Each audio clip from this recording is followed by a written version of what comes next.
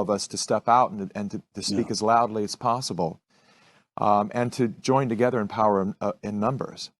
Because the truth of the matter is if your only window to the world is television, it might appear that we're losing. But the reality is we're winning in a very big way.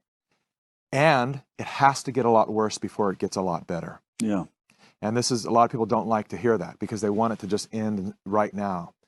But if it ends right now, there's still half of our nation and half of our world that haven't had a direct experience yet. And they will be the ones who will usher in the same type of thing a few years later. Yeah. And we'll be right back here again. Correct. The one thing, I have stopped trying to convince anyone, or they say red pill. I don't do that anymore.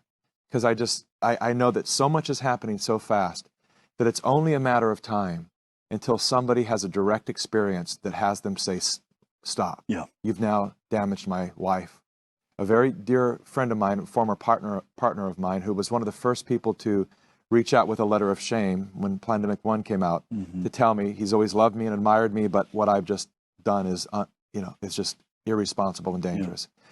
And through the last year and a half, I've reached out several times because he's in Melbourne to say, have you seen it yet? Like, you're living in Melbourne? Are you aware yet? I'm surprised I haven't received a letter from you saying I'm sorry yet because of what's happening in your nation.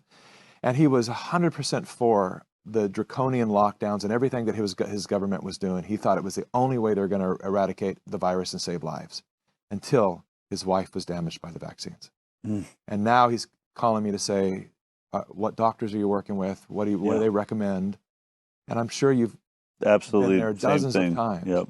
And so the harsh reality is, unfortunately, there are many people that are going to have to actually experience it. Yeah.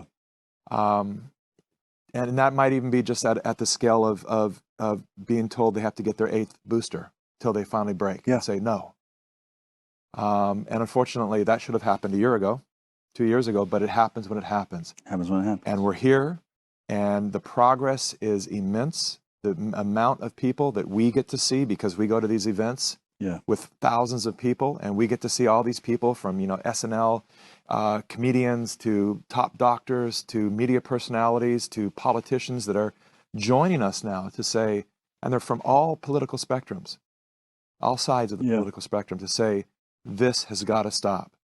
And so something really powerful is happening. And I predict that we will be in a much greater collective state of consciousness, awareness, in the coming years that we've never been in before, because we've never had an informed population that is actually doing their own research. We've been told, don't talk politics and just watch the news for your information. But now everyone's rejecting all of that. They're talking politics and they're doing their own homework. And that is going to lead us into a much better environment of community that I don't think that we've experienced in our lifetime.